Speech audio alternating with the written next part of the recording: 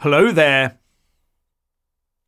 As more news comes in, it is becoming increasingly clear that something was seriously amiss with Donald Trump's security.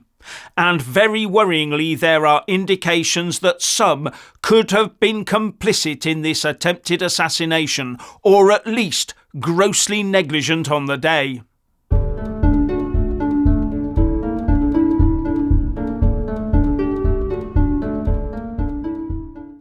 It's extremely hard for me to watch all the video footage of the Trump shooting incident in Butler, Pennsylvania, to not come to the conclusion that something is terribly amiss. And I am far from being alone in this.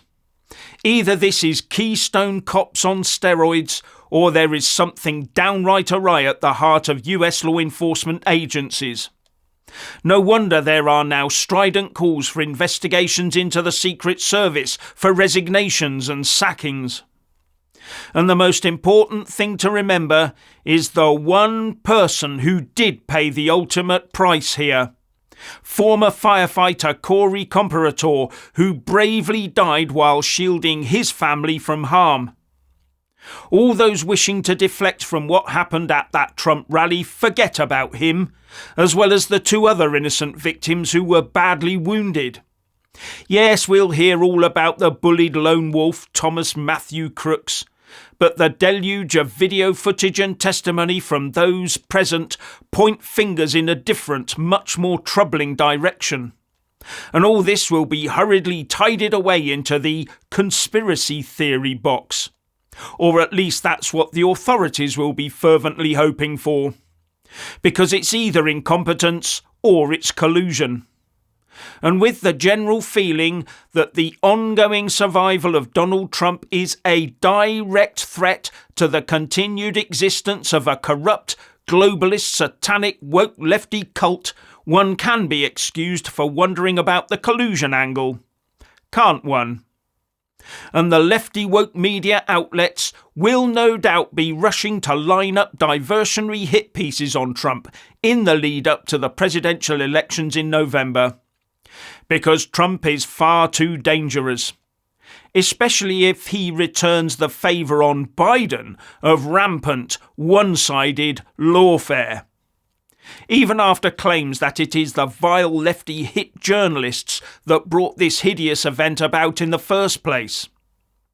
And one big point to note is that despite all the vitriolic propaganda about far-right thuggery, etc., there were no riots in the streets of the USA following this attempt on Donald Trump's life. Just think what would have happened were it the other way round. In fact, Trump, who said God alone had saved him on that day in Butler, also said that after this weekend he won't be attacking Joe Biden in his convention speech. The speech I was going to give on Thursday was going to be a humdinger, Trump told the Washington Examiner. Had this not happened, this would have been one of the most incredible speeches. Honestly, it's going to be a whole different speech now. It is a chance to bring the country together. I was given that chance. And given the way the cards seem stacked against his survival on the day, it is a surprise that he is still here to tell the tale. It seems that there was a whole litany of security mistakes that led up to those shots.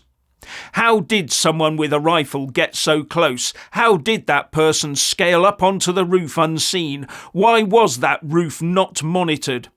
Why did the Secret Service personnel not react to shouted warnings that there was a shooter on that roof? The Secret Service let those warnings go unheeded for 4 minutes. The list of failures goes on. And then we have the Secret Service apparently moving the press out of harm's way, but not the target, just before the shots rang out. As far as I can make out, the only thing that saved Trump was he turned round to look to his right at the split second that could have changed everything.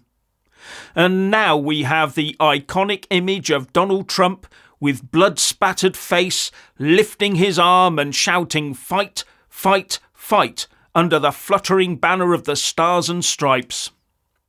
And the outspoken Candace Owens isn't buying any of this.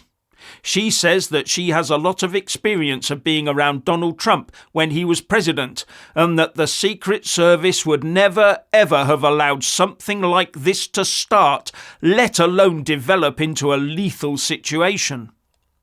And here in the UK, this attempt on the life of Donald Trump was met with a huge dose of government hypocrisy.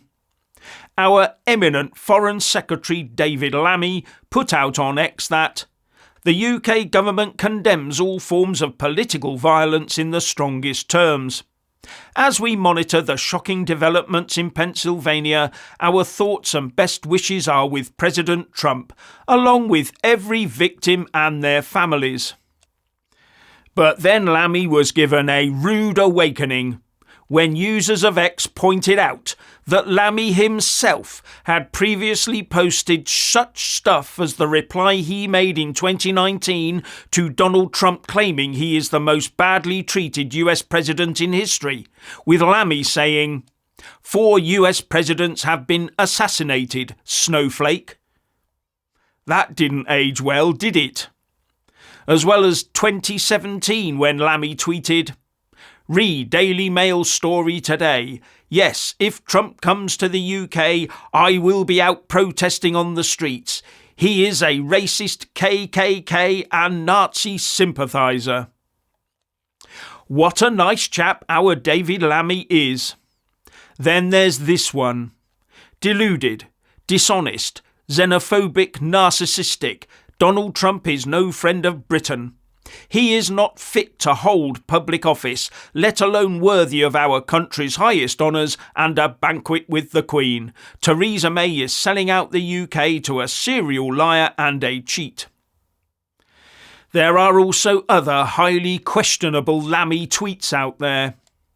So what will happen now that the odds of Trump regaining the presidency have rocketed? Is Lammy now penning the most cringeworthy apology in history? Or is he going to cut and paste that last tweet if Trump gets invited to dinner with the King at Buck House? If I were Keir Starmer, I'd now be past the point of evaluating Lammy's position in the party, let alone as a senior member of the cabinet, Foreign Secretary no less. Or will Starmer have to send Lammy on a Foreign Secretary trip to North Korea every time there was a Trump visit to the UK? Anyway, Lammy is much more concerned with Gaza, so Starmer will be quite pleased that he's catering for the new preferred demographic, because Lammy has said he is closely considering resuming Gaza aid funding to the United Nations Relief and Works Agency for Palestine Refugees, the UNRWA, something that is being received with alarm in many quarters due to the question marks.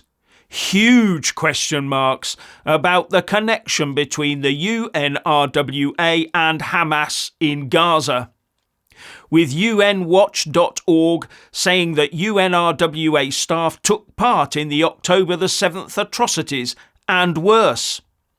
UN Watch wants what it calls the Hamas-infested UNRWA to be dissolved and replaced. Claims that caused the Tory government to pull the funding in the first place. But I'm assuming the UK Foreign Office has now dismissed these concerns. Or is Lammy just playing to a certain audience in the hope of not offending them? Lammy must be replaced, or he'll drag UK standing into the global gutter.